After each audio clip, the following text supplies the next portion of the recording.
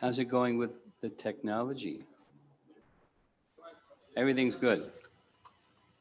No panic scenes or anything?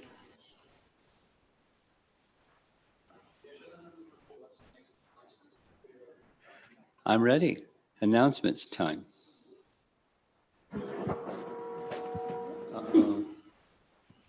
Hare Krishna, everyone. Welcome to our virtual Sunday feast here at ISKCON Chicago. On behalf of Sri Sri Kishore Kishore and Srila Prabhupada, I would like to welcome everyone, especially those who are participating from out of town. Sound like a phone ringing. Thank you so much. So should I go ahead? He's saying something. So just a few quick announcements before we continue on with the program. So the first is, many of us may have already heard the news, but if not, yesterday marked the disappearance of His Holiness Bhakti Caru Swami, which is a very heavy moment for us in the ISKCON community, especially for his disciples and those that were close, especially close to Maharaj. So tonight's Sunday feast talk is going to be dedicated in the honor and memory of His Holiness Bhakti Caru Swami. So I'll refrain, just given the gravity of that event, I'll refrain from the other announcements until next week, so as not to take away from that. So I'll turn it over now to tonight's speaker, His Holiness Romapad Swami, who again will be speaking in honor of His Holiness Bhakti Caru Maharaj. Hare Krishna.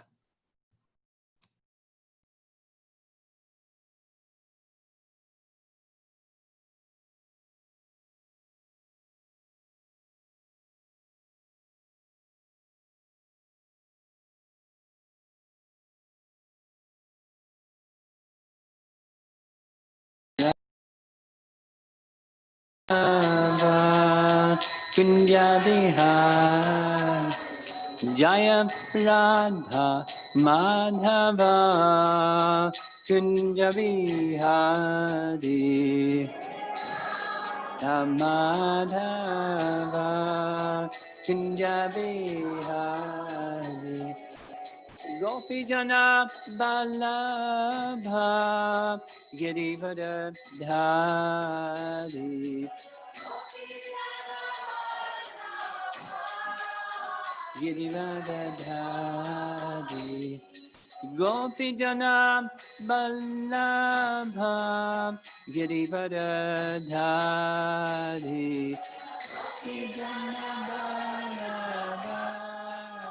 Girivadadhari Jasodanandana Brajajanarandana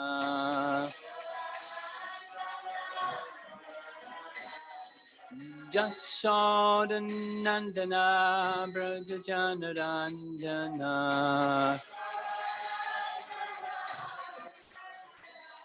Jamanatira Vanachari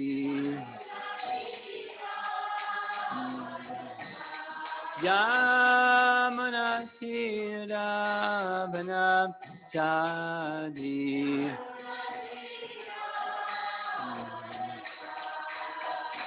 Jaya Radha Madhava Kunja Bihari Madhava Jaya Radha Madhava Kunja Bihari Radha Madhava Kunja Bihari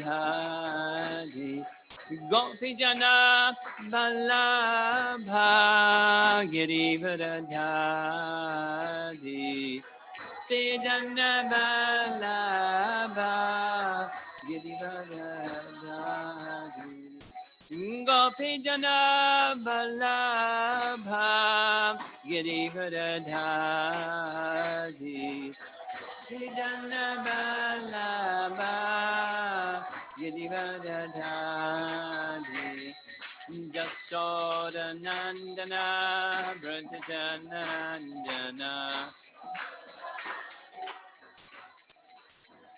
Jasodanandana Brajanandana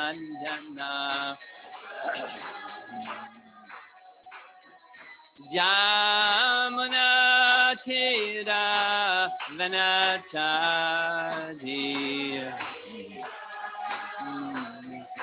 Jamuna Tira Vanachadi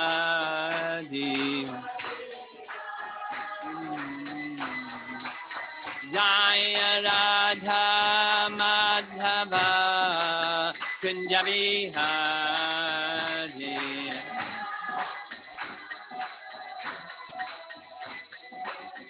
Jaya Radha Madhava Kunja Vihari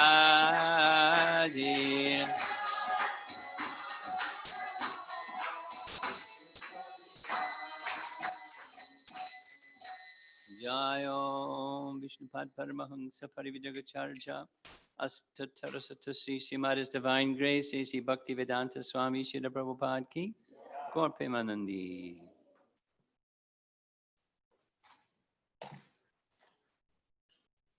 Since we couldn't hear the announcements, could you tell us when the memorial service will be held?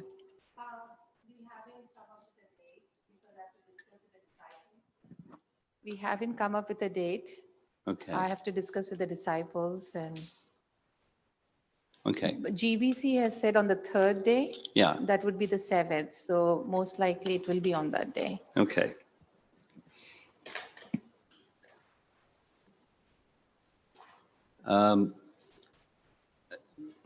This is my understanding of what a memorial service means, and distinct from that, what we're doing just now. A memorial service means eulogy, memories of, words expressing appreciation of Bhakti Caru Swami in this case. That's a memorial service. And because I wanted to know, is that something like that is what it's wanted for this evening, and the decision was made. This class will be dedicated to Bhakti Caru Maharaj, and in a particular way. That is, we inquired from some disciples what were some verses or topics or subject matters that he particularly liked and relished. And we selected some of those, and that's what this evening's topic is, for his pleasure. It's a little bit like, not the same, but it's a little bit like what Madhu Mangal was sharing with us about holding his phone up, showing the memorial service, or not memorial service, the service that was held in Orlando today, showing for the pleasure of Kishore Kishori. So this is Krishna Katha, particularly relished by Bhakti Caru Maharaj for his pleasure, offered at the feet of Kishore Kishori and their devotees, all of you. I remember hearing a recording of Bhakti Caru Maharaj reciting some passages from 10th Canto Bhagavatam, and I wasn't familiar with them until it came to this one verse, Tapta Katamritam Tapta Jivanam. And in the recording, he sang that refrain again and again and again. So then I understood what he was doing. It's the Song of the Gopis, Canto 10, Chapter 31. I'll recite the verse and its translation and tell a little bit of its background. Tavakatamritam tapta jivanam kavibhir iditam kalmashapaham Shravana mangalam shrimad atamam bhuvi grananti ye bodhida janaha. Tavakatamritam tapta jivanam. My dear Lord, the nectar of your words and the descriptions of your activities. This is the translation found in Chaitanya Charitamrita, Prabhupada's translation. Your words and descriptions of your activities are the life and soul of those who are always aggrieved in this material world. Tapta jivanam. Tapta jivanam. Tavakatamritam. Tapta jivanam. These narrations are transmitted by exalted personalities, and they eradicate all sinful reactions. Whoever hears these narrations attains all good fortune, Sravana Mangalam. These narrations are broadcast all over the world. Tatam. And are filled with spiritual power. Srimad Atatam. Those who spread the message of Godhead are certainly the most munificent welfare workers. Bhuvi grananti ye bodhida. Bodhida. Most beneficent, the givers of bodhi, givers of mercy. The verse is spoken by the gopis, and it's celebrated for many reasons, because besides it was spoken by the gopis, it represents the mood of Chaitanya Mahaprabhu. The mood of Chaitanya Mahaprabhu was the mood of the gopis.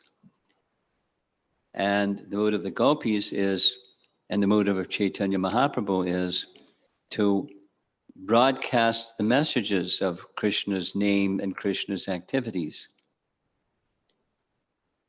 Tavakatamritam. And it's the jivanam, it's the life of tapta, those who are aggrieved in the material world. Interesting that it's spoken by the gopis. They're in the topmost position of spiritual happiness, concerning themselves with those who grieved in the material world. This is Chaitanya Mahaprabhu tasting the love of the gopis, or specifically the love of Radha for Krishna, who is concerned about those who grieved in the material circumstances of life. And they have the medicine, they have the method of rectifying that condition. Spoken by the gopis, representing the mood of Chaitanya Mahaprabhu, and then there's a wonderful pastime in Chaitanya Charitamrita, which we have some online people, I assume, so aside from those of you in the room that know who is King Prataparudra, those that may not know, during the time that Chaitanya Mahaprabhu resided in Jagannath Puri, that entire 24 years, there was a king, and the king was King Prataparudra. And King Prataparudra heard from Sarvabhauma Bhattacharya, the chief priest of the king, that Chaitanya Mahaprabhu was Krishna himself. Now, when somebody says so-and-so is Krishna himself, one might wonder. But King Prataparudra had such faith in Sarvabhauma Bhattacharya, he immediately accepted. And then he made a request. Can you make an arrangement for me to have audience? The king wants audience. Usually it's the other way around. Somebody wants audience with the king. But the king wanted audience with Chaitanya Mahaprabhu. And there was a series of hills and mountains to climb to get that audience. And there's a fantastic, detailed description of the obstacles and the removal of obstacles so that finally the opportunity came for King Prataparudra to get Lord Chaitanya's audience. And the circumstance, because Rath Yatra recently took place in Puri, was Puri Rath Yatra. And Sarvabhauma Bhattacharya, the chief priest of the king, made the following recommendation. When Lord Chaitanya sees your humility by taking the position of a sweeper before the deity of Lord Jagannath as he mounts the cart, of course it was just a tradition, but it wasn't just the hand motion of sweeping a broom, it was the devotion of King Prataparudra. Lord Chaitanya's heart melted and he decided to give his mercy. That's described in commentary. And so halfway through the Rath Yatra, near the Jagannath Vallabh Gardens, the cart stopped. Chaitanya Mahaprabhu with his associates would go to the Jagannath Vallabh Gardens and rest because they were dancing. So they would rest. And the instruction to by Sarvabhauma Bhattacharya was recite some verses from the Bhagavatam.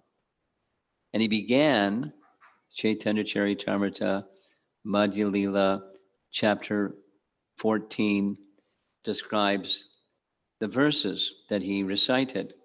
And it's the Song of the Gopis. And when it got to this verse, Chaitanya Mahaprabhu was in ecstasy. He embraced the king, said, "You're the most kind person. How can I possibly repay you other than my embrace?" And he embraced the king. King was very happy. And then he said, "Say it again, say it again." So he said it again and said it again. So we'll say it again. As Bhakti Churmaraj did in the recording of the Song of the Gopis, this was like a refrain. He would come back and sing it again and go to another one and sing it again. He was appreciated especially by Chaitanya Mahaprabhu. It identifies the mood and the mission of Chaitanya Mahaprabhu right within the Song of the Gopis.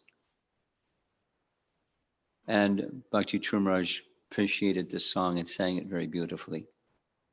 Tava katamritam tapta jivanam kavibhir iditam kalmashapaham. Kalmasha apaham. It removes all kalmasha, all sins. Just hearing.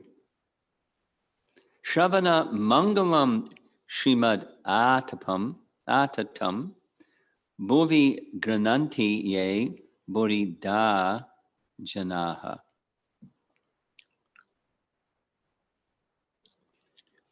My Lord, this is the gopis to Krishna. The nectar of your words and the description of your activities, Bhagavad Gita and Srimad Bhagavatam, right? The nectar of your words and the description of your activities are the life and soul of those who are always aggrieved in this material world.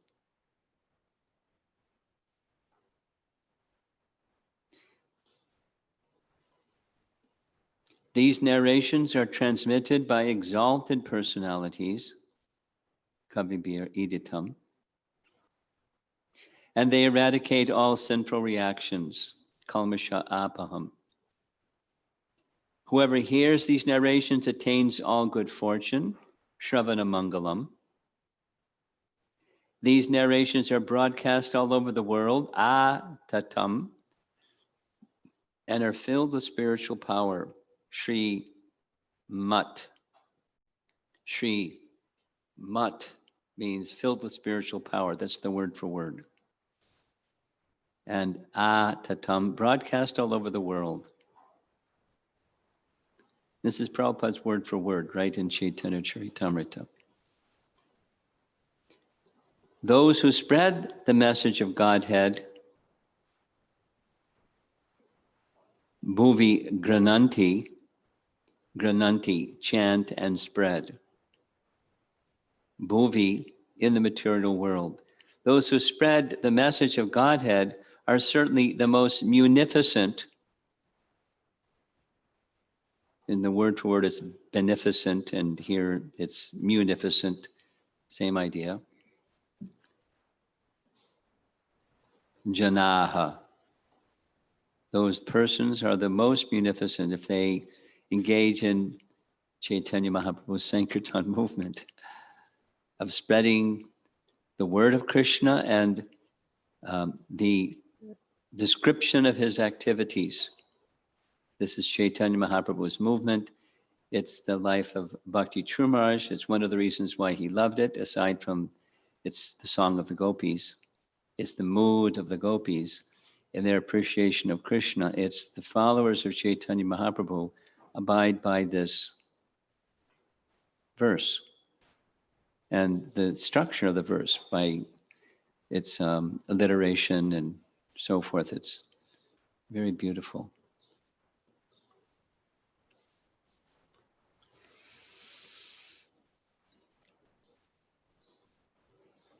His follower or followers expressed that Bhakti Caru Maharaj very much liked Srimad Brahma Samhita and Madhurya Kandambini. So we're going to make some reference to both.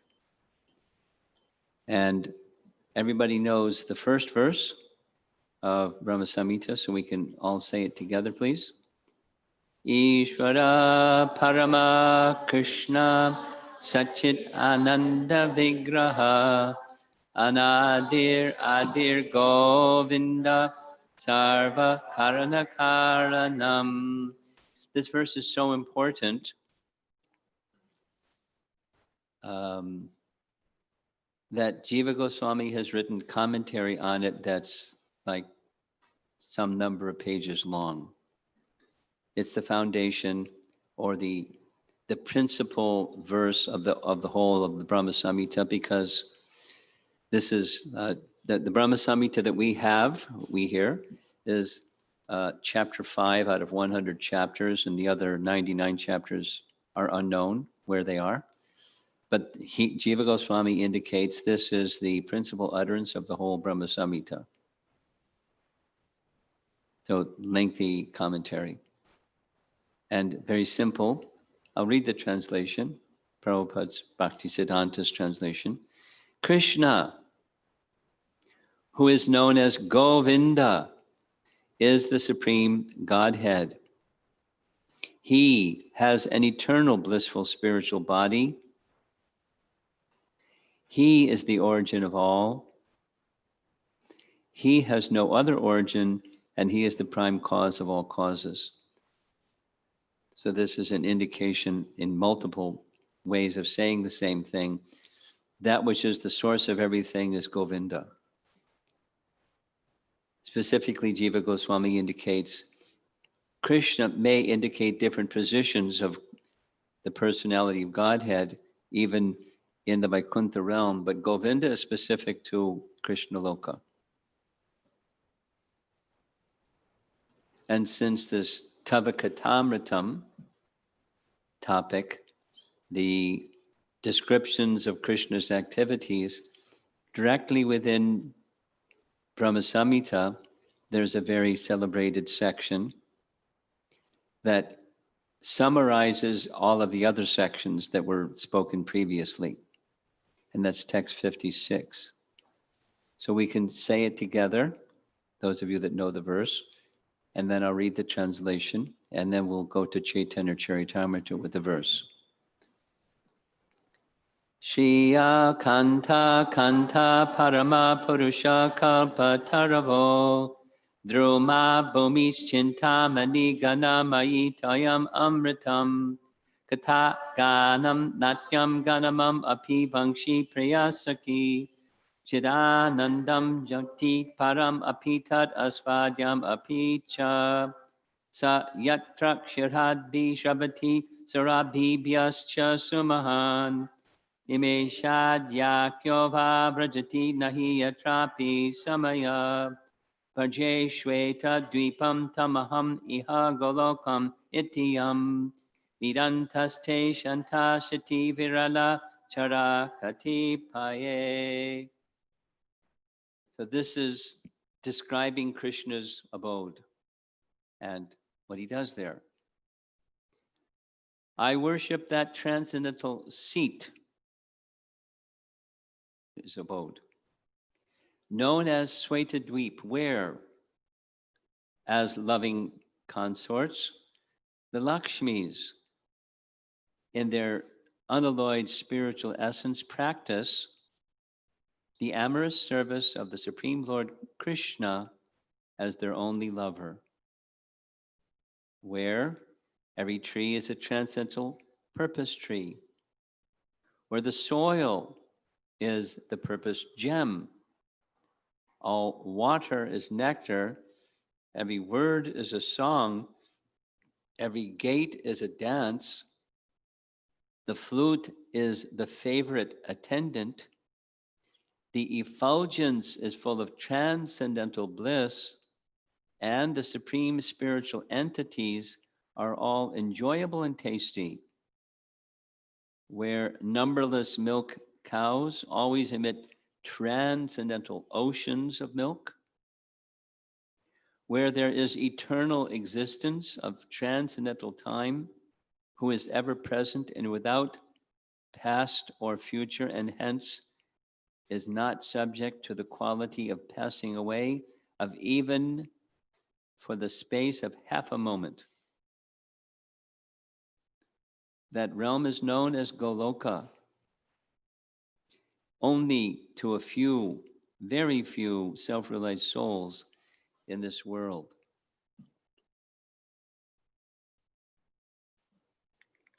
Tavakatamritam.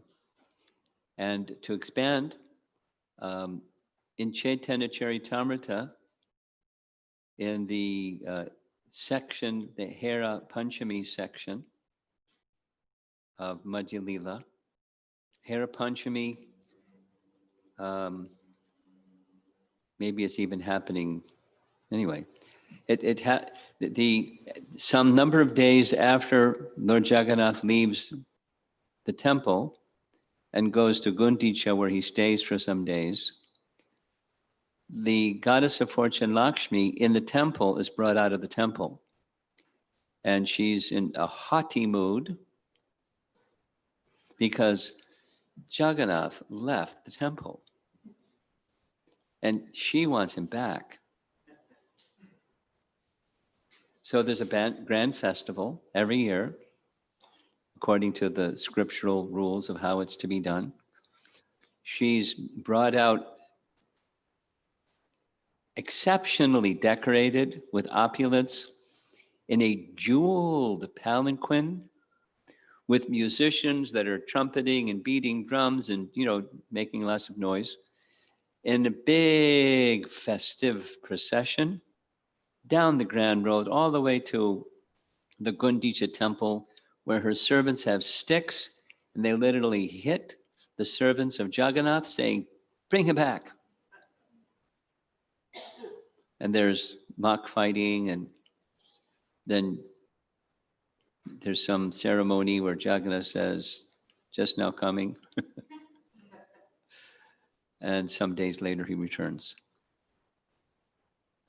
So watching this Hera Panchami festival procession, Srivas Pandit, who is in the mood of Narada Muni, starts dancing in jubilation and turns to Sarup Damodar, who is known to be an ardent lover of Vrindavan, and starts speaking about the grand opulence of the goddess of fortune. Just see how she's decorated. In Vrindavan, they wear garlands of forest flowers and leaves, but just see how she's decorated, and goes on describing the opulence of the goddess of fortune. He's like boasting about Vaikuntha.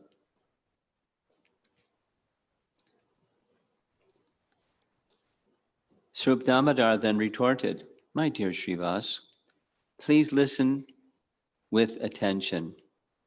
You have forgotten the transcendental opulence of Vrindavan. I'm just reading now verses. And it's a paraphrase of this verse 66, essentially. The natural opulence of Vrindavan is just like an ocean. The opulence of Dwaraka and Vaikuntha is not even compared to a drop.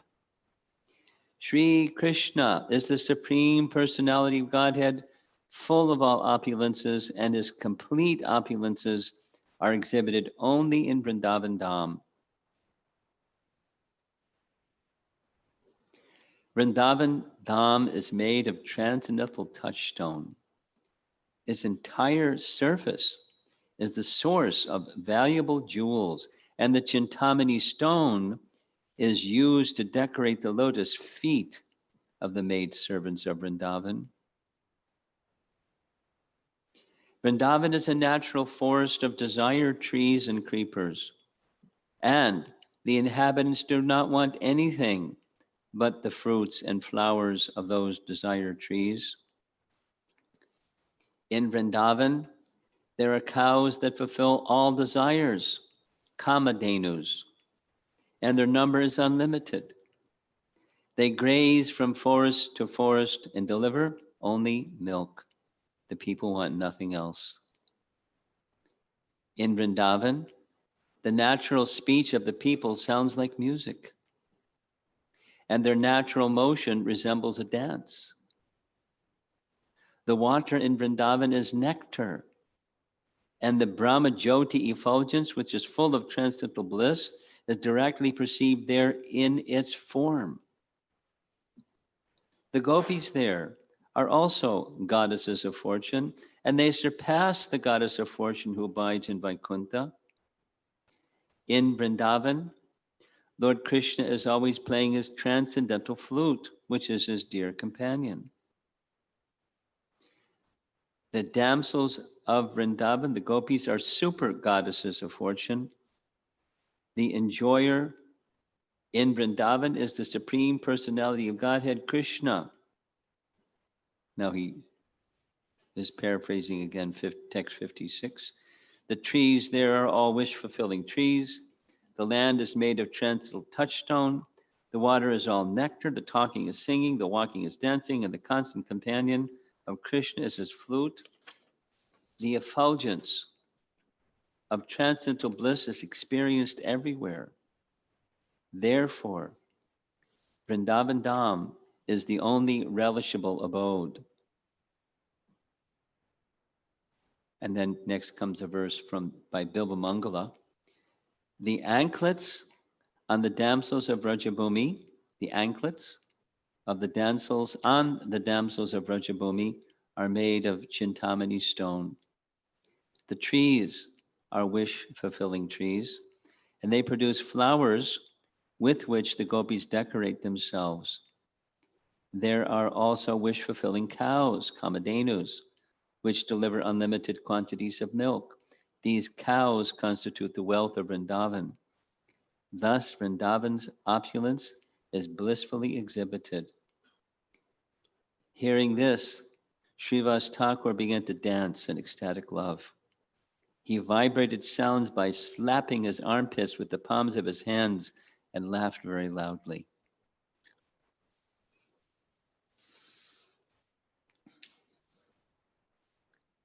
In Jagannath Puri, it's known as Purushottam Kshetra.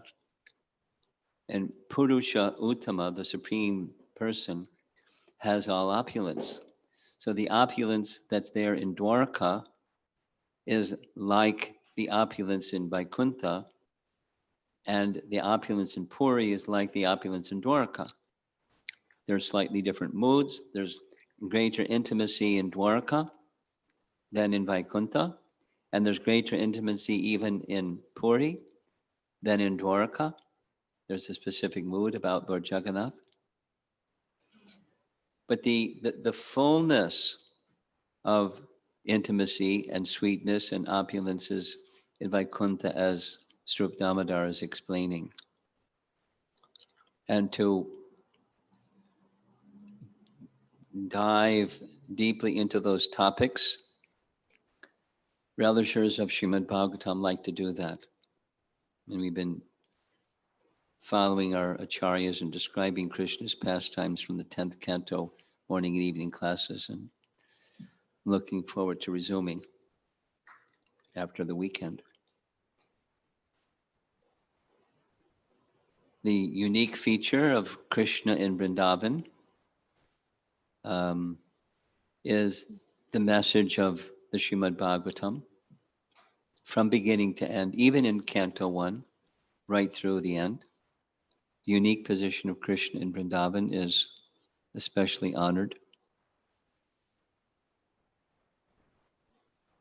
And the message of Krishna, the words of Krishna, Bhagavad Gita. So this is our life, the life of the gopis, or the life of following in the footsteps of the gopis. Gopi Bhartur Kamalayor Das Das Anudas, by following Lord Chaitanya.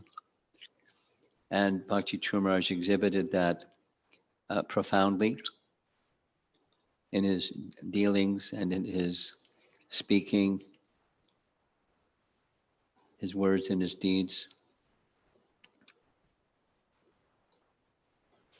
And one other, because of our time constraints, I'm just going to make reference to one small section from Madhurya Kandambini. Those of you that were with us during the Festival of the Holy Name, you heard Rabindra Swarup Prabhu speak about Madhurya Kandambini, and it's divided into what he calls showers of nectar. A cloud bank of nectar is the meaning of the title, Madhurya Kandambini, and there's showers from those cloud banks. And so the second shower is describing the distinction between unsteady and steady bhakti.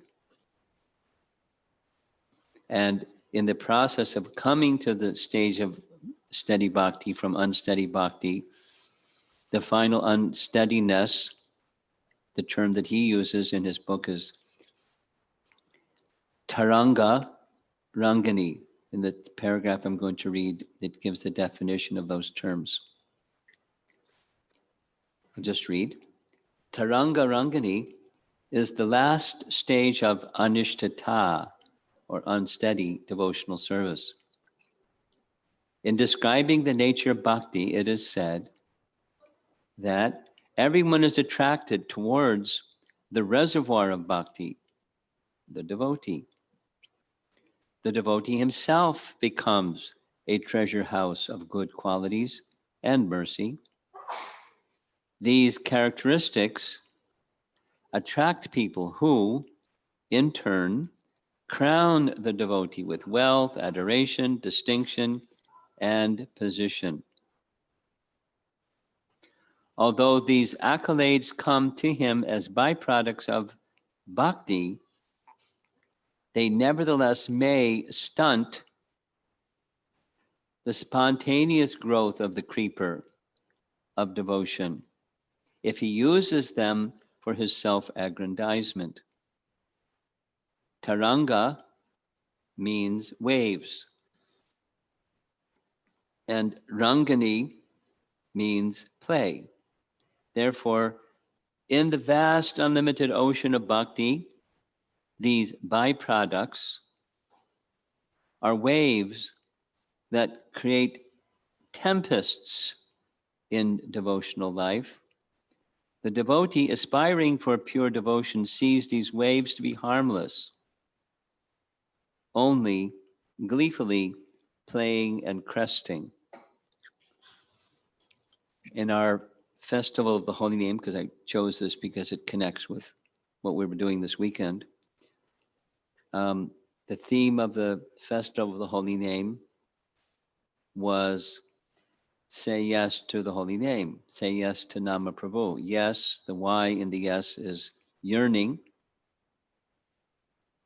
and strengthening, empowering that yearning is enthusiasm, the E in the yes, and the S in the S is spontaneous.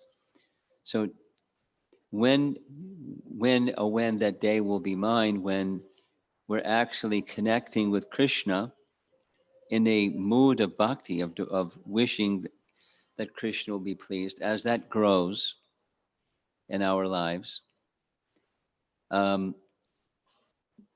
attractiveness of bhakti, it's not the person, it's the bhakti.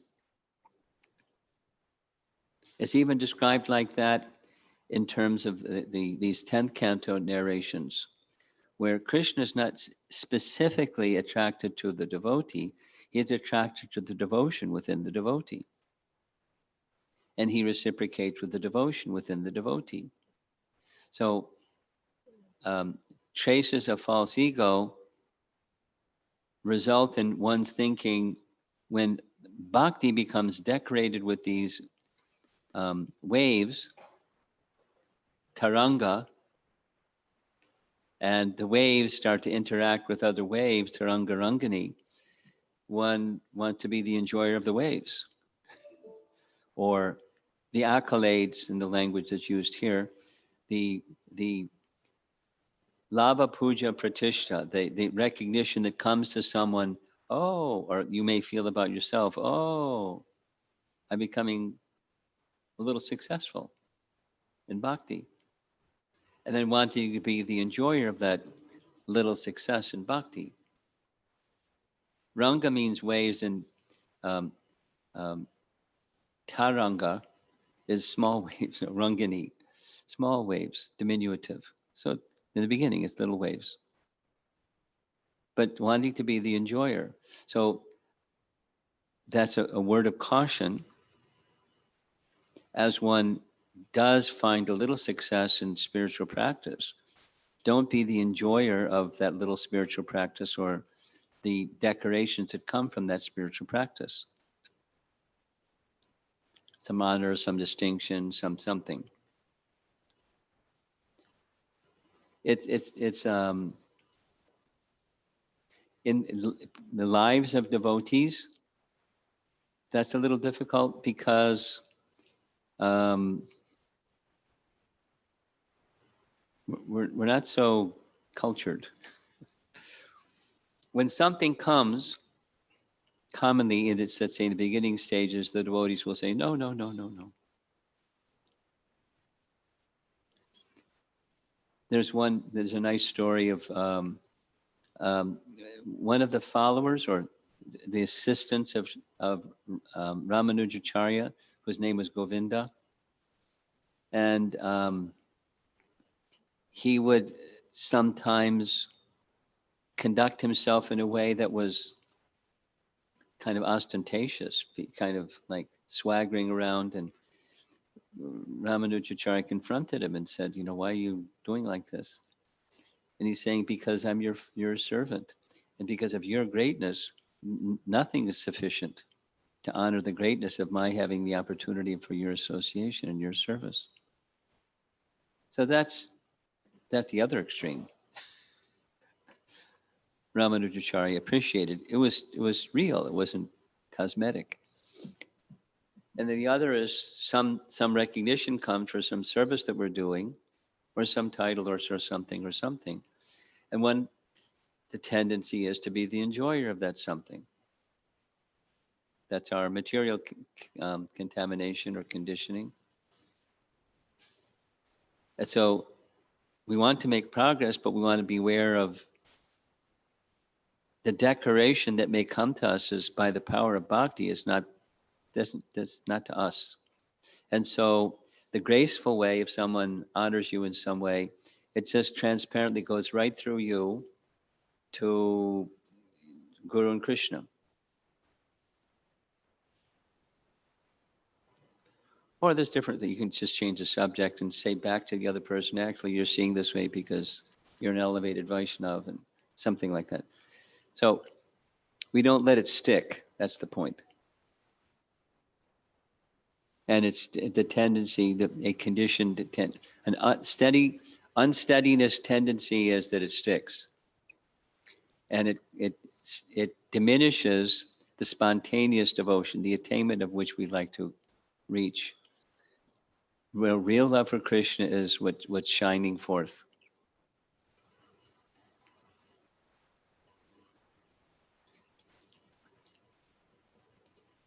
in the appreciations I have read of late, since Bhakti Caru Maharaj's passing, one of the comments about him is, although he had achieved many, many things, he was always a perfect gentleman and always in the mood of wanting to serve the Vaishnavas.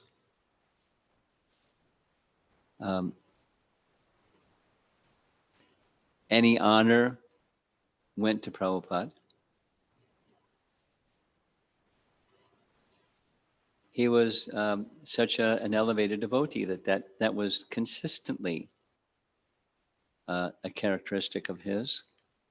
So he not only liked Madhurya Kandamani, but he demonstrated it in elevated stages. He not only liked Brahma Samhita, but he in turn broadcast its message, the glories of Krishna and Krishna's position in the spiritual hierarchy of things,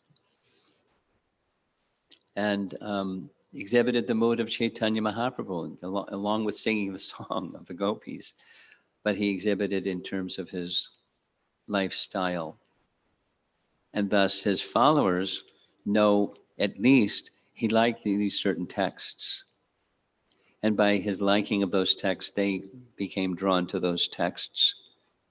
And then by reading those texts and seeing the life of Bhakti Caru Maharaj, they could understand, here's what it looks like.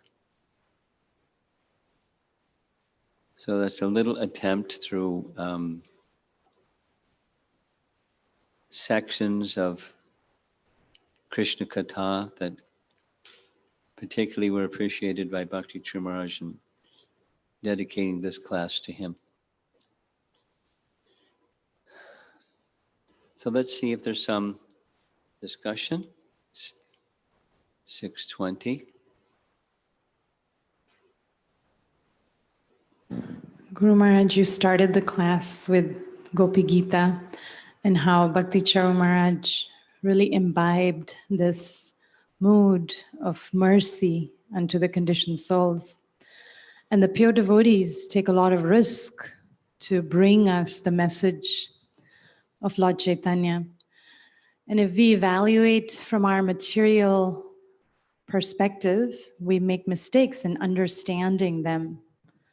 So specifically in terms of Bhakti Caru Maharaj risking his life to come to the West, would you please shed some light of how to understand properly such actions of a pure devotee? Well, mid part of the day, I was on a call with devotees from Guyana, their Sunday class.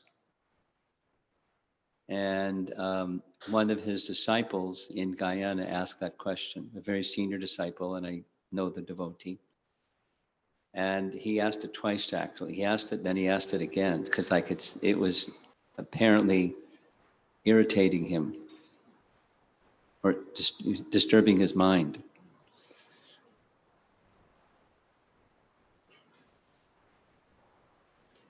And the second time around, he asked us, as leaders within our organization, how are we to evaluate risk?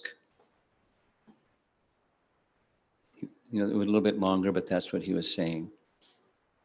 I got the sense that he felt there was an undue risk, and a very sad consequence for that undue risk. And somebody sent a text message while this was going on. This was a Zoom class, so I could see the text message. He contracted the virus while he was still in India. That's what the text message said. And the inside information apparently is that's the case because on the flight over, he was already feeling fever. But he contracted as part of the journey to go to the West, because if he had stayed, so that's a detail.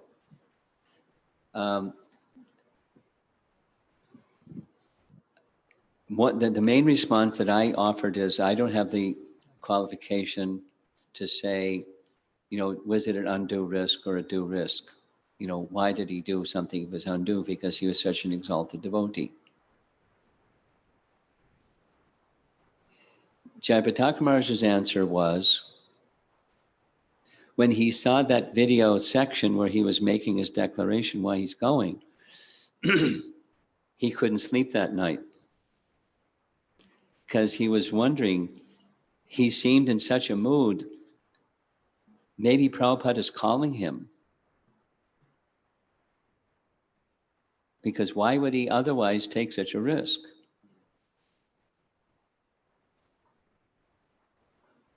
So I'm not qualified to evaluate why he made that choice. It doesn't seem like it was a good choice. So when going into the future, when we do anything, there's risk. And don't do anything, there's risk. There's risk, choose your risk. So the risk evaluation, you have to evaluate. You have to have information, you have to have proper guidance, you have to have intelligence, and then you have to choose your risks. And if something is too much in the risk side, then you may choose to not, because it's too much on the risk side. But a preacher has to take risks.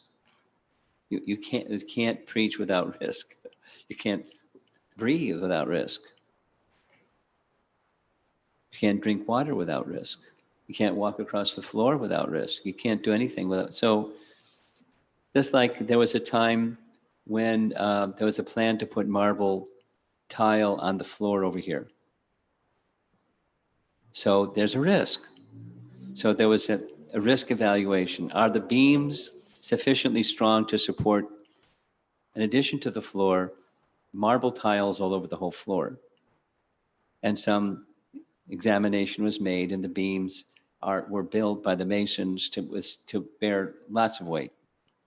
So it's a reasonable risk to take. But it's a risk because maybe something. So when you do something, you have to have intelligence. That's a pretty valuable thing to have.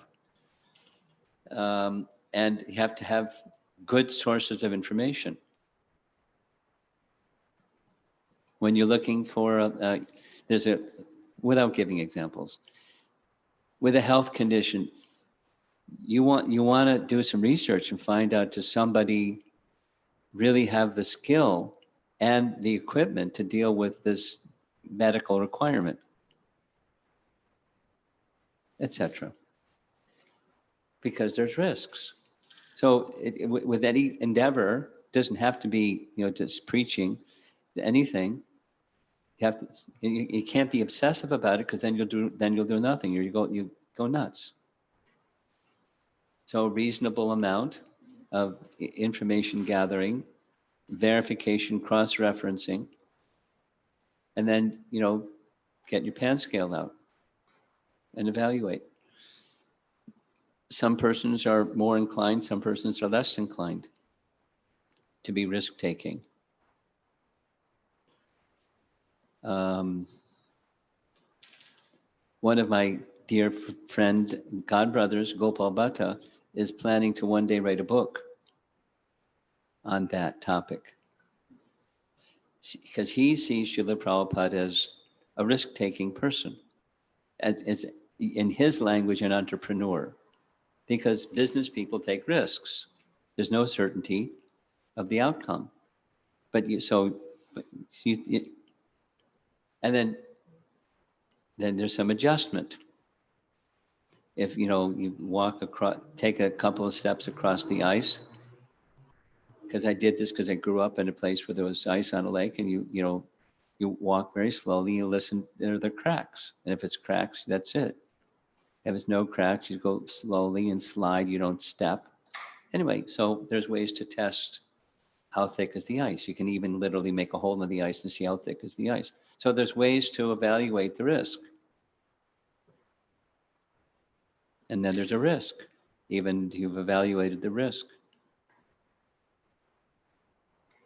But preaching requires. So was it a prudent risk? Well, it depends on if you take the position that Prabhupada wanted him to come and join him wherever he is, or if it, if that it isn't the case and it was just so.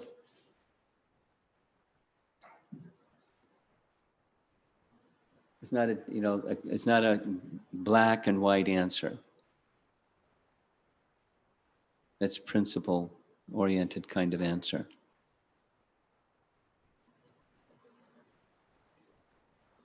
Okay.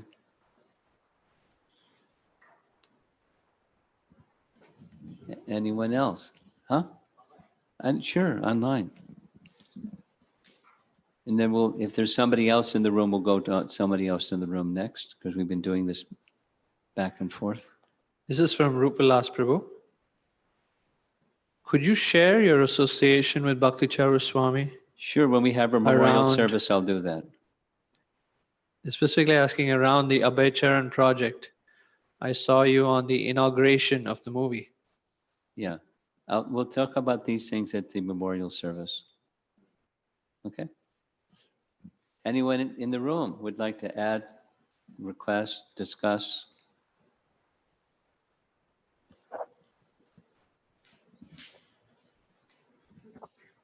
In the process of making choices or taking decisions, as you mentioned, there is certain risk that one analyzes.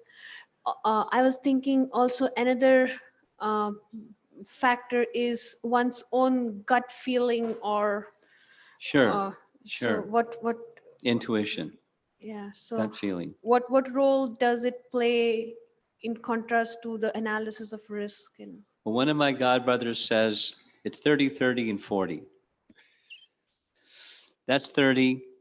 The information and advice of others is 30. And, super soul guiding you is 40. That's that a particular godbrother makes decisions on that basis. It's our decision. It's not somebody else's decision for us.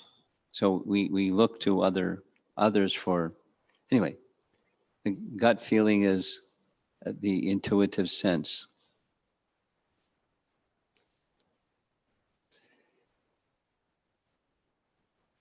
Online, anything? And in the room, anything? Yeah.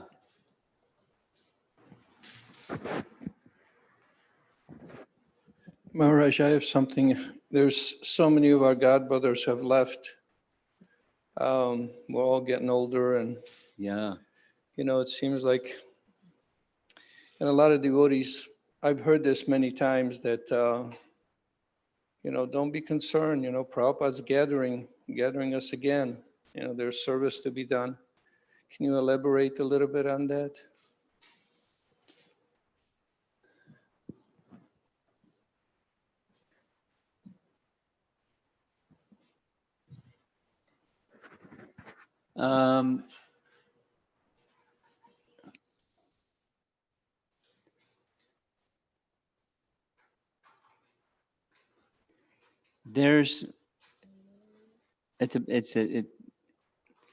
It's a big topic, and gathering us again. One sense is that Prabhupada gathered followers from all kinds of different backgrounds, in persons that never would be together with somebody else like that. And then another somebody else like that, and another somebody else like that, and another somebody else like that. And there we were serving shoulder to shoulder because of one person. And sometimes there was friction because of, enormous differences. But that's, Kali Yuga special. So how it's going to work going forward in time, wherever Prabhupada is, where he's just gathering us to do it again, people that are so different. I don't know if it's like, so one-to-one correlation.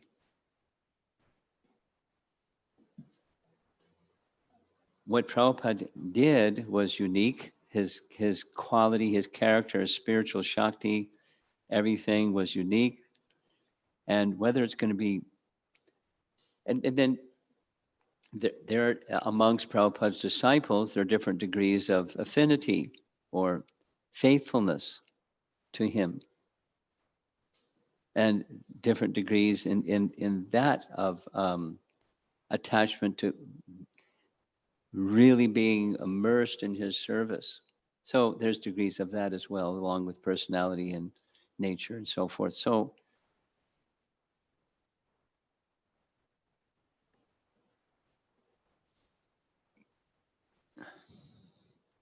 I'm not dismissing that idea that you expressed, but I don't see it as a seamless one-to-one correlation either. We're going to different destinations for sure. And whether it's all going to be, once again, whatever the form and name and shape of the thing, it's just going to be in Prabhupada's service somewhere, all of Prabhupada's disciples.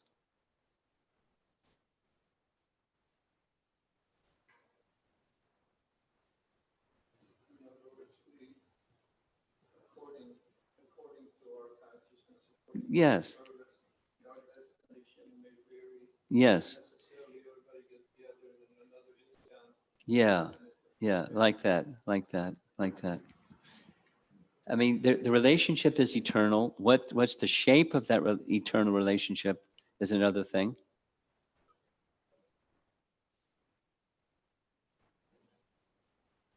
To the degree, consciousness, to the degree that one is attached, not just in name, but in spirit, to assisting Prabhupada in his mission, to that extent, we're going to be, with Prabhupada assisting his mission. And what other variations there are, is a consciousness factor, and it's in Krishna's hand. Online, nothing. You have something. Anyone else in the room? We're ready to call it a day.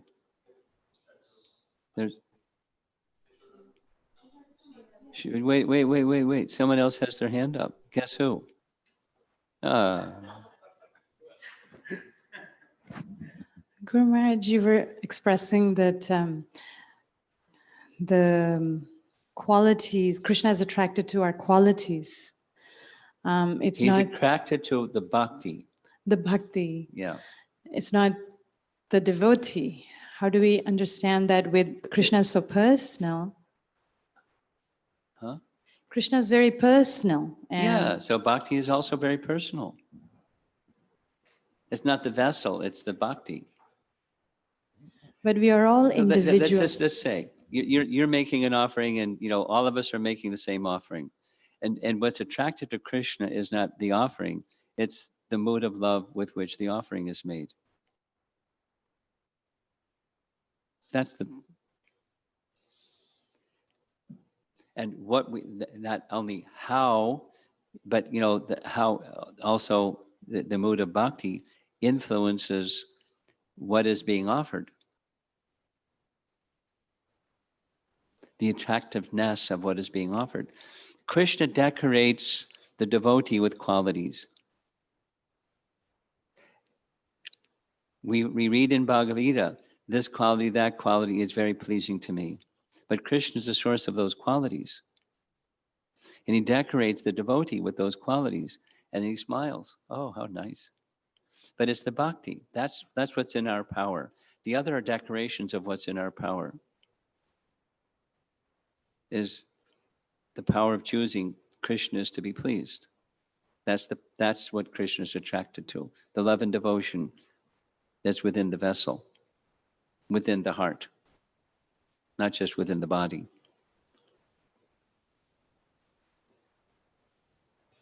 And our acharyas described like that even in terms of the Krishna's associates in his pastimes.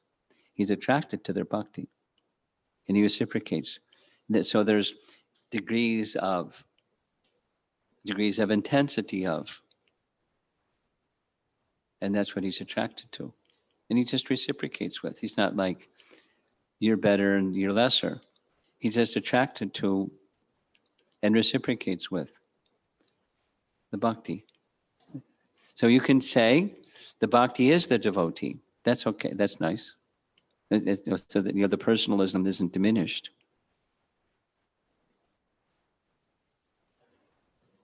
Srila Prabhupada ki jai. Yasoda Krishna. Nandana. Yes, Maharaj. Thank you so much for this wonderful conclusion to the Festival of the Holy Name. And just a few quick announcements as well related to this. So I wanted to thank everyone for helping make this Festival of the Holy Name in my view, very large success, and especially the speakers. So Maharaj, thank you for dedicating so much time and thought to put together these different echo. And also a big thanks to His Grace Badahari Prabhu and His Grace Ravindra Swarup Prabhu as well. It was a really, really enlivening combination of speakers to make this just a fantastic experience, really enlivening and I think nourishing for everybody that had the opportunity to participate. Also big thanks to Sundari Radha Mataji, who organized this festival alongside her right-hand Kaumadi. They did amazing, amazing service and just were on top of everything. And it really showed in just the flow of the weekend, even given the extreme circumstances that had happened. So big thanks to the organizing team and to all of the devotees who attended and who helped support in one way or another the logistics of this, because even though this was a virtual Festival of the Holy Name, there were still a lot of on-the-ground logistics, from cooking accommodations for the devotees that were physically present, just getting the setup, the audio-visual team. So a lot went into making this virtual retreat. So big thanks to everybody. And for those that have registered, you should be receiving the recordings for all of the days if you haven't already. So be on the lookout for that. If there's any other questions or things that might have gotten missed, please reach out to Sundari Radha. But thank you so much. Hare Krishna.